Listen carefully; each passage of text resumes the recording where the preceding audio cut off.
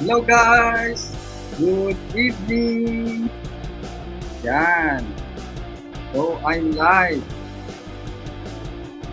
So, meron ako topic ngayon na importante na malaman mo and very important din na matutunan mo bago ka mag-start ng sarili mong online business. Okay? And kung isa ka na naghahangad na gustong magkaroon ng extra income gamit ang internet, gamit ang cellphone and laptop mo, is para sa'yo yung Facebook Live na to. And kung ikaw naman, yung tao na dati nang pumasok sa mga online businesses, sa mga online platform, sinubukan mo na pero nag-failed ka, and para din sa'yo yung video na to. Okay? Yan yung isa sa mga mission ko, vision ko, kaya ko sinishare yung nalalaman ko na information para kung sakali man na makapag-decide ka na pasukin yung pag-online business, is meron kang idea, alam mo kung ano yung gagawin mo at maiiwasan mo yung mga bagay na dapat mong maiwasan. Okay?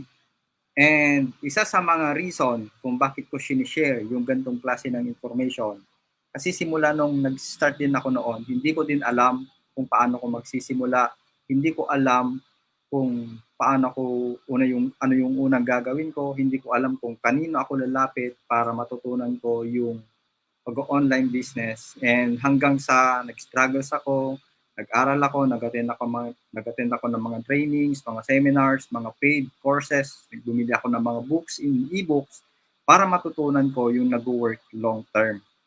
And ngayon, maipapasa ko yun ngayon sa'yo. And stay tuned dahil meron akong free bonus after nung Facebook Live natin. And I'm sure na kapag ka nakuha mo yung information na yon is malaking tulong sa'yo para, okay, mas lalo ka pang mag-move forward sa buhay. Kasi alam ko, December na, patapos na naman yung taon, and alam ko sa inyo na nagmumuni-muni, lalo na yung mga nasa employment, no, yung mga single income source, yung pinagkukuhanan nila is tapos na naman yung taon, pero kung na-realize mo na hindi ka nakakaipon, kulang yung kinikita mo, and that's the time na you need to decide na tumingin ng mga ibang opportunities, income opportunities na pwede mong idagdag sa ginagawa mo. Kasi insanity, sabi ni Albert Einstein, is doing the same thing and over again and expecting different results. Okay? So yung topic natin is paano ka makakaiwas sa mga scammers, no? So sino dito yung nakaranas na pumasok sa business opportunity na hindi nagtagal yung kanilang pinasok, or kumbaga isang taon pa lang nagsara na yung company, and months pa lang nawala na yung company? Sino dito yung pumasok ng ganon, then parang na-frustrate or parang na-stress na hindi nabawi yung investment or yung puhunan dun sa pinasok na yon? Kaya ang nangyari, naging negative sila, and hanggang sa naging hindi na nila sinubukan muli. Okay? Kung ikaw naman yung nadali ng mga scammers online na nagsasabi na wala kang gagawin, mag-i-invest ka lang, uh, bibili ka lang minsan, wala kang gagawin, kikita ka na, uupo ka lang. Sino yung ganon? Okay? Kaya ang daming na-scam, kaya ang daming scammers dahil sa ganong mentality. Merong instant mentality tayong lalong tayong mga Pilipino, okay? Especially sa mga merong get rich quick mentality, okay? So ngayon, para maiwasan mo yun, kung nakakakita ka pa ng ganon na mga get rich quick scheme, is iwasan mo na, okay? Para hindi sayang yung time mo, hindi sayang yung pera mo, hindi sayang yung effort mo and yung energy mo. Okay? Kasi alam ko na pinaghirapan mo yung money mo, yung kinikita mo, hard-earned money mo yan. Kaya dapat lang na due diligence yung gawin natin para malaman natin kung ano ba yung perfect opportunity para sa atin. Especially kung wala ka ganung kalaking kapital and nakikita mo na online business yung pwede mong pasukin and yun yung possible nakikita mo na solution para kumita, makapag-earn ng mas malaki, mas mapabilis mo yung income mo. And kung OFW ka naman, is yan yung nakikita mong solution para madagdagan yung kinikita mo para mas mapabilis yung pag-iipon mo at makapag-for good ka na dito sa Pilipinas. Okay?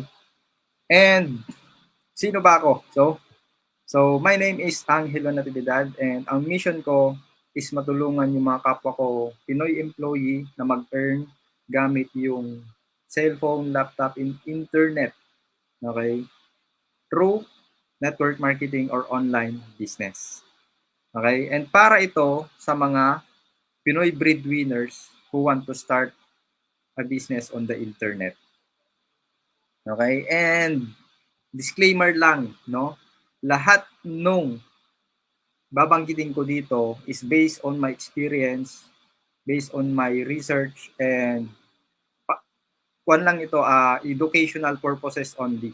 Okay? And not to guarantee you na lahat ng experience na babanggitin ko dito, yung topic natin ngayong gabi, is 100% magkakaroon ka ng success. Lagi nating tandaan na success in any area of our life, especially sa business, always required hard work, perseverance, skills, and dedication. So naniniwala ako diyan. So walang get rich quick, walang instant results sa ganitong klase ng industry. Okay? And ang topic ngayon natin is paano magkaroon ng long-term business sa internet. Okay? Si-share ko sa inyo ngayon yung 11 na bagay na you need to check, okay, bago ka pumasok sa isang business opportunity online or sa mga commission-based na online business. Commission-based, kaya ko sinabi na commission-based tayo kasi nakikipag-partner tayo sa mga established na mga company, parang business partner nila tayo na tayo yung magiging way para i-market yung products nila and mag-solve ng mga problem ng mga tao.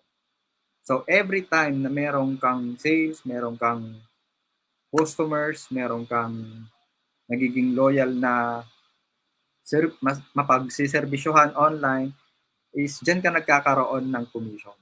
So, ano-ano ba yung mga online business na pwede mong pasukin na nagkakaroon tayo ng mga commissions? Number 1 is affiliate marketing. Number 2, network marketing. Number 3, selling ebooks. Number 4, selling supplements.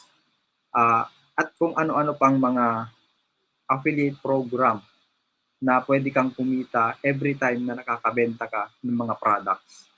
Okay? And alam mo ba, ang maganda sa online business is hindi siya ganun kalaki yung i-invest mo na pera.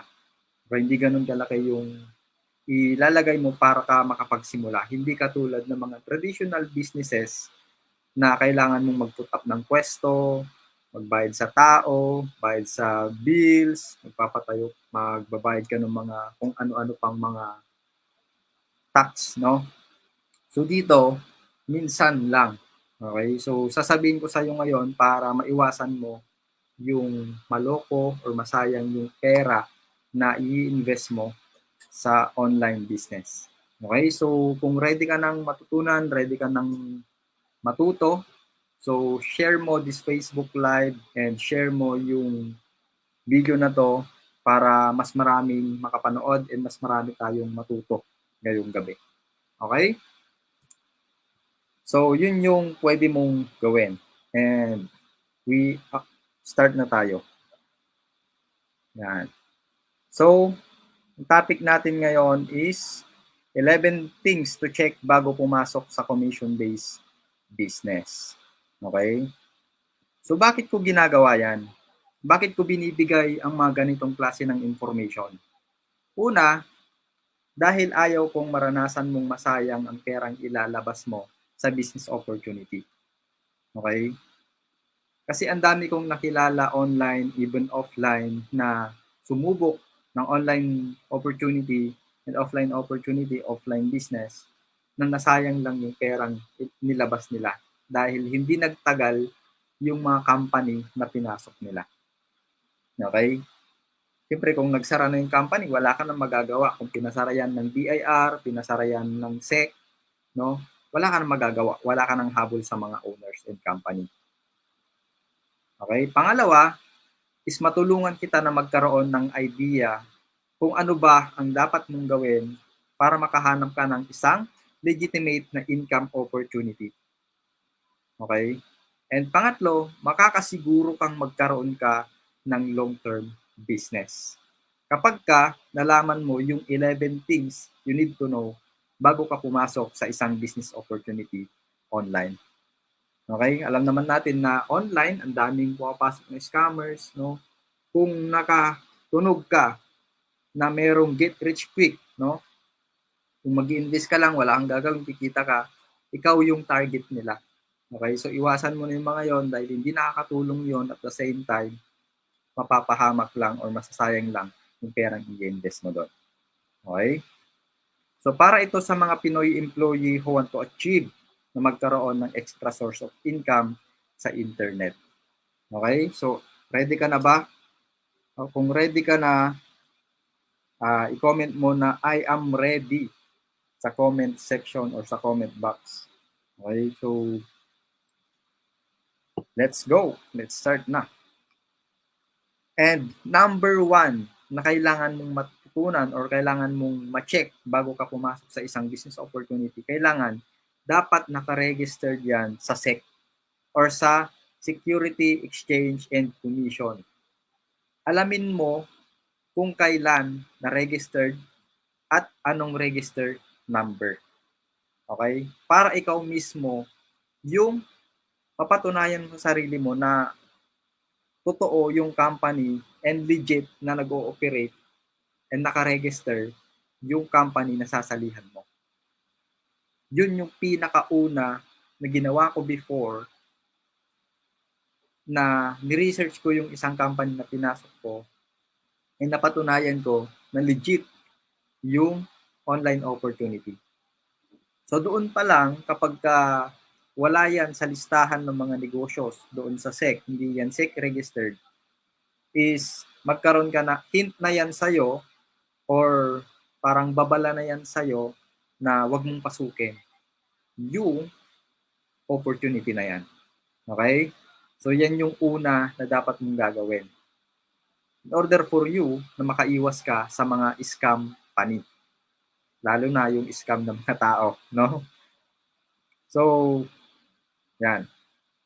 Number 2, dapat merong LGU legalities. Okay? Bakit ko sinasabi yan? Kasi dapat may business permit yan, BIR registered yan, and business permit sa barangay. Okay? Para kung nagkaroon man ng hindi inaasahan na sitwasyon, is meron kang hahabulin. Meron kang sasandalan.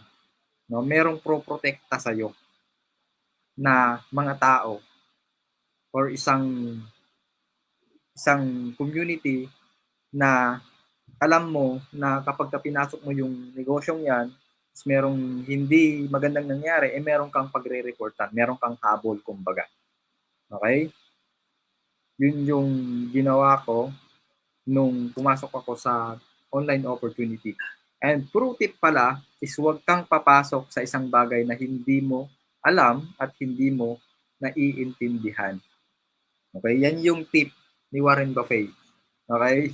So, in-attach ko dyan para malaman mo na totoo yung mga sinasabi natin dito. In-attach ko dyan para maintindihan mo na magkaroon ka ng idea na bago ka pumasok sa isang bagay is kailangan alam mo yung mga to. Okay? And number 3, you need to know is dapat merong license sa FDA. Okay? Especially kung merong mga products na binibenta. Merong mga kailangang, for example, supplements, mga products na kinakain, no? Kailangan merong license yan sa FDA. Okay?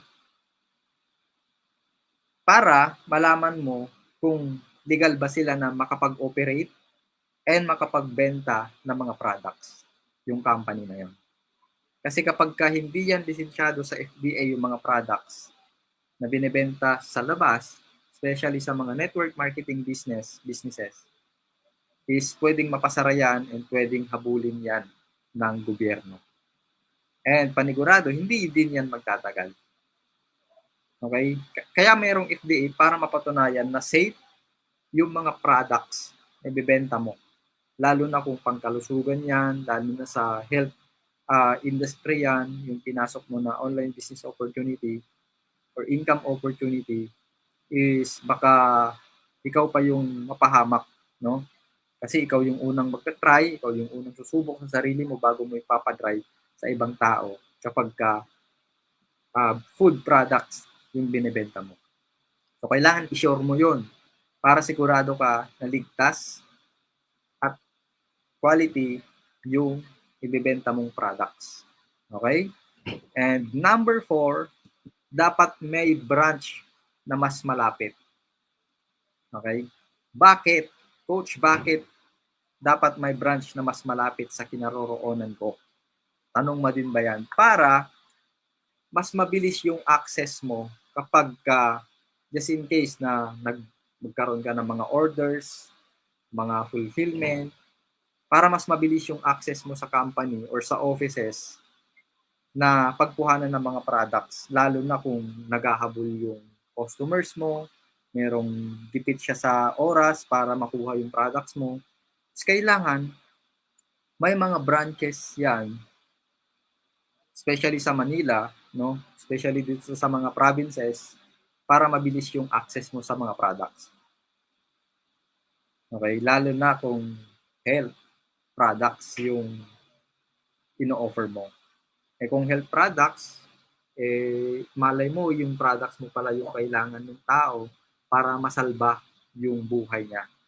Okay? Lalo na kung dami ng mga testimonial sa product na binebenta mo, merong ng mga natulungan, no? Ang dami ng nagpatunay, proven and tested na yung binebenta mo. Kailangan mayroong branch na mas malapit ka na dapat na pagkuhanan ng mga products. And number 5, dapat alamin mo yung founder's background and credibility. Okay?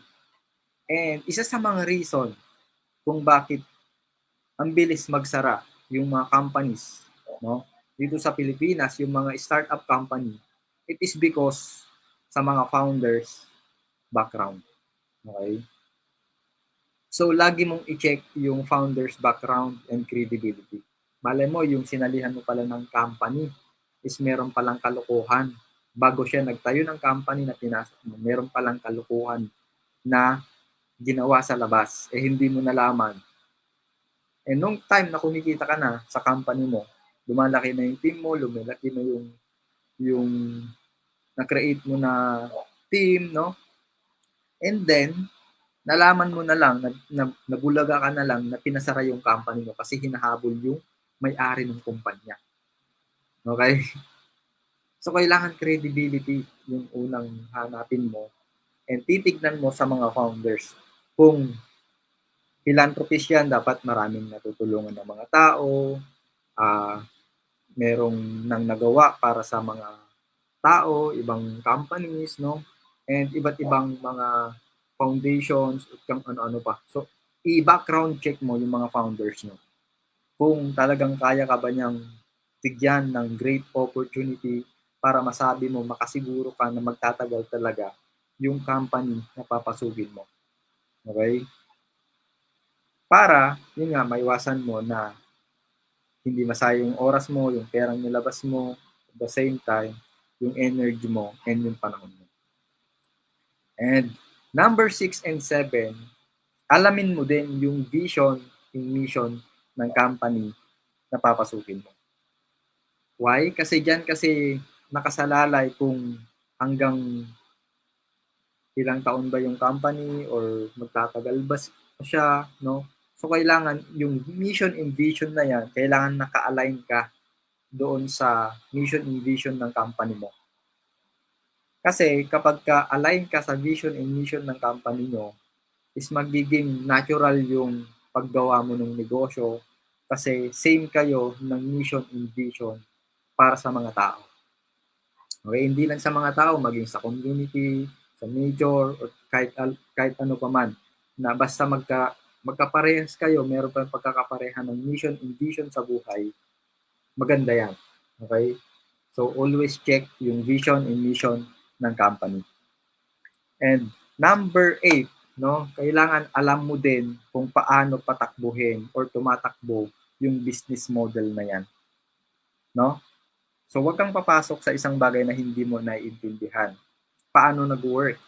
Okay, paano ma-fulfill yung mga products? Paano sila makakapag-order? Paano ka makakabenta? Paano ka makakapag-promote? No?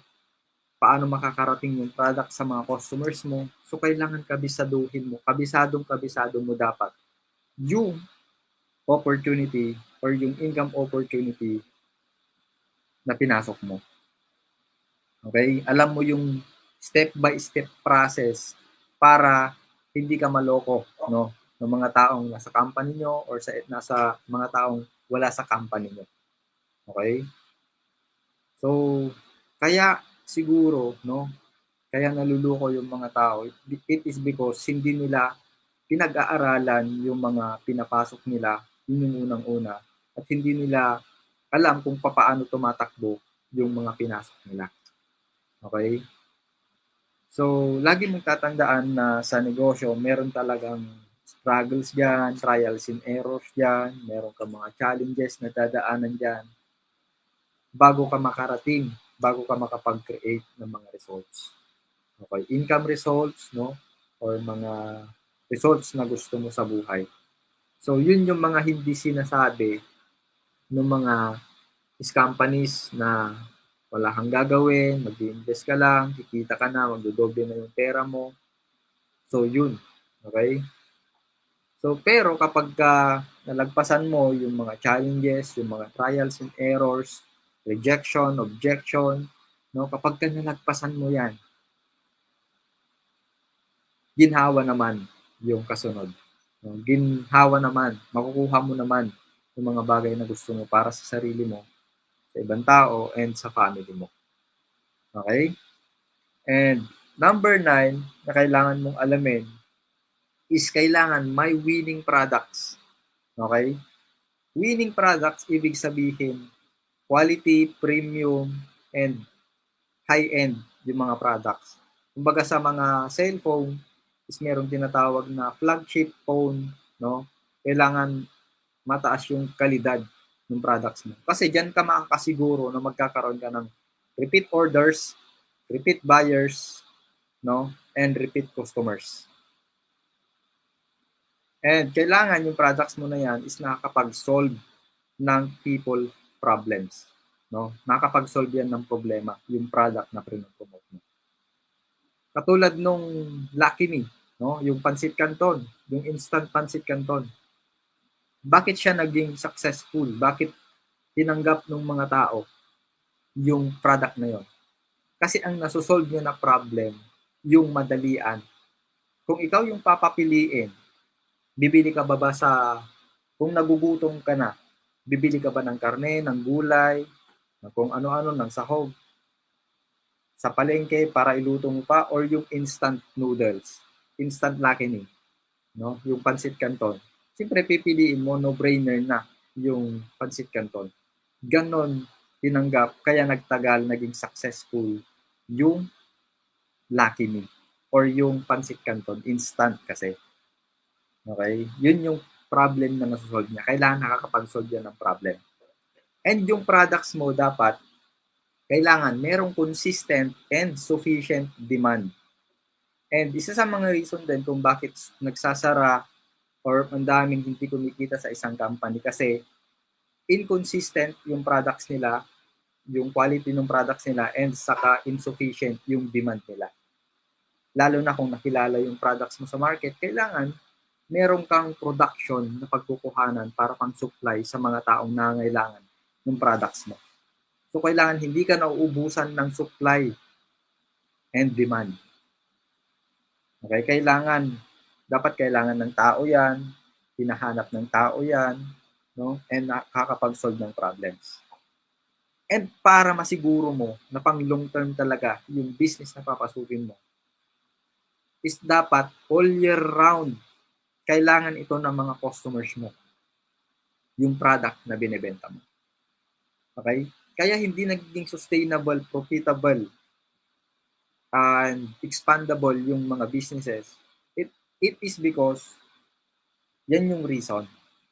Hindi all year round na kailangan ng tao yung product na binibenta mo. And kailangan dapat all year round. And hanap ka ng mga ganong products. Kasi kapag ka nakahanap ka ng mga ganong products, makakasiguro ka na tuloy-tuloy yung business mo, tuloy-tuloy yung sales mo, and tuloy-tuloy din yung income at profit mo. So makakasiguro ka na masisecured mo yung business na pinasok mo. Katulad nung sample, yung halo-halo, di ba? Hindi naman all year round na magtitinda ka ng halo-halo. Kung malamig, hindi naman patok ng halo-halo. Di ba? Kung mainit, doon patok yung halo-halo. Pero kapag taglamig na, maulan na, hindi na patok ang halo-halo. So yun yung mga reason kung bakit hindi nagtatagal yung isang produkto and yung business. Okay? And number 10, okay, I hope na nakakuha ka ng breakthrough idea, ng aha moment kung bakit nagtatagal yung isang company and isang product. Okay? And number 10, kailangan alamin mo kung gaano ka-stable yung negosyo. Okay? Yung foundation ng business dapat na papasukin mo is kailangan matibay. Katulad nung pagpapatayo sa isang bahay, di ba magsisimula yan sa paghuhukay, magsisimula yan sa matigas na semento, tapos papalitadahan, gagawin poste, lalagyan ng mga bakal. So para masiguro ng architect na nagpapatayo ng bahay na tatagal yung bahay, ganyan din dapat yung papasukin mong business opportunity o yung sisimulan mong negosyo mo or pagkakakitaan mo na idadagdag mo sa pinagkakakitaan mo. Kailangan stable and long-term yung business. So paano mo naman masasabi na stable na yung negosyo na papasukin mo? Ayon sa PSA or sa entrepreneur.com, every 5 years, every 5 years yung basihan kapag ka masasabi mo na matatag, stable na yung company. So kapag ka nakalagpas yan ng 5 years, na lusutan niya yung 5 years na pagnenegosyo is nakasurvive siya, then umabot siya ng 10 years, 15 years, then mo masasabi na matatag na yung company. Kasi nakapagtanim na yan. Okay? Malalim na yung foundation niyan, matatag na yung foundation na yan, yung foundation ng company na yon, stable na kumbaga. So mahirap nang mawala, mahirap nang matibag yung company na yon. Okay? Katulad nung bamboo, di ba? Ang tagal tumubo yung buto ng bamboo. Pero the moment na sumibol na yan, dire-diretso na yan.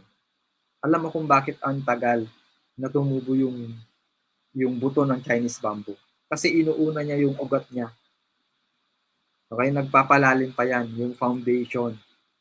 So, para kung titignan mo, obserbahan mo yung bamboo, di ba kapag merong malalakas na hangin o bagyo na dumadaan, sumasabay lang siya sa hangin, sumasayaw lang din. So, ganun.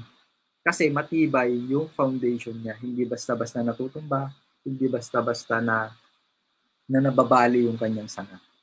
So, I hope na ganun yung gawin mo, na hanapin mo yung stable and trusted na company. Okay? Yung align sa vision and mission mo. Okay? So, and number 11 is kailangan may sistema. Okay? Kasi hindi naman pwede na papasok ka sa isang negosyo na gusto mo magsimula ng income opportunity business. Tapos yung papasukin mong negosyo is walang sistema. Diba? Kumbaga, bara-bara lang, kumbaga, hataw-hataw lang, benta-benta lang, no?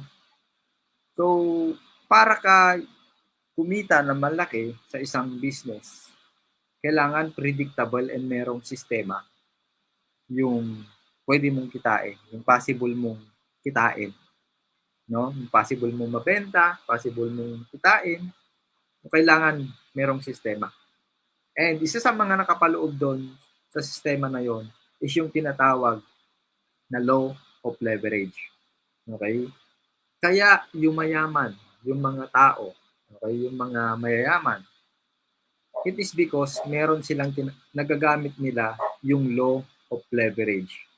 Okay? Yung law of leverage na yan, pwede mong i-research yan sa Google para malaman mo kung bakit dumadami yung oras ng mga negosyante, entrepreneurs, mga successful businessman, mga tycoons, mga icons, kung bakit dumadami yung oras nila. Okay? Kung bakit patuloy sila na yumayaman. Dahil dyan, sa salita na yan. Or yung leverage na yan. Okay? Napapagaan nila yung pagtatrabaho nila, yung pagnenegosyo nila sa lahat ng bagay. And kailangan doable din yung business na papasukin mo. Kailangan duplicable and systematic. Kailangan merong sistema yung sinusundan mo na business. Kasi hindi pwede na hindi mo alam kung ano yung pasikot-sikot ng company na sinimulan mo, pinasok mo, hindi mo alam kung paano ka kikita, hindi mo alam kung paano ka mag-promote ng products, ng opportunity, na mapa-offline and online yan, kailangan systematic. Kumbaga merong mapa, merong blueprint. Mapa ibig sabihin, di ba, bago ipatayo yung isang bahay, di ba, magpapagawa ka muna ng blueprint ng bahay. Yung dinodrawing muna. So, ganon. Dapat ganon. Makita mo yung bigger picture. No? Yung bigger picture na posibleng mangyari, posibleng mong kitain kapag ka pinasok mo yung income opportunity na yan. No? So, kailangan, una pa lang, nakita mo na, alam mo na yung dulo na posibleng mangyari sa buhay mo, sa income mo, sa results mo, alam mo na. Okay? Alam mo na yung posibleng mangyari. So, kailangan predictable. Alam mo yung pwede mong kitain, pwede mong mangyari sa buhay mo kapag ka ginawa mo ng tama. Okay? Yung isang pinasok mo na negosyo. Okay? So, yun lang. And bonus ko sa'yo, para masigurado mo talaga na makakasiguro ka, makakagaranti ka na kikita ka sa papasukin mong negosyo.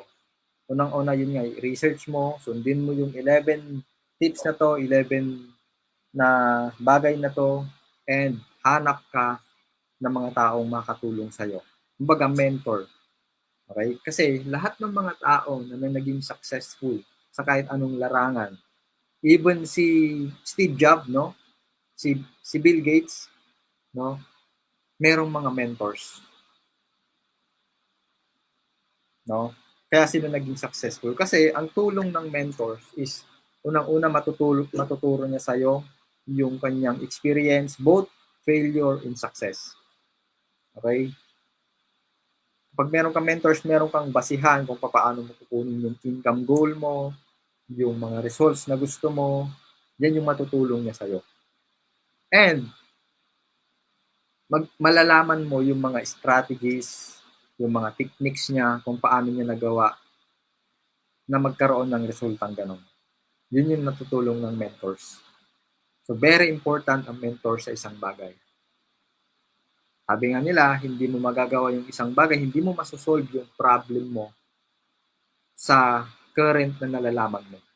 Kailangan merong tao na nakakaalam talaga kung ano yung una mong gagawin, pangalawang gagawin mo, para ka makarating doon sa results na gusto mo. Even si Manny Pacquiao, no?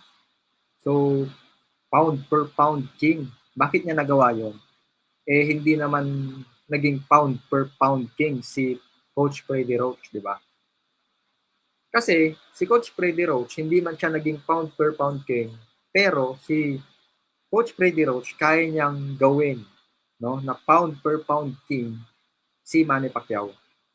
Okay? Alam niya yung mga techniques, alam niya yung mga pamamaraan, yung mga methodology, yung mga strategies, no, yung mga trainings, lahat alam niya. So very important yung coach.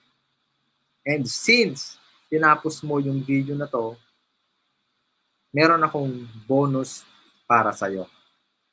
Dahil pinapatunayan mo lang na seryoso ka talaga, pinapakita mo na meron kang desire na magkaroon and mapangalagaan yung hard-earned money mo bago ka pumasok sa income opportunity, no?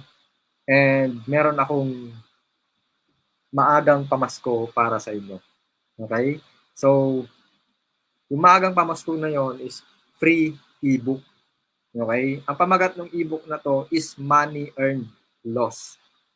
How to save your hard-earned money and never lose it again.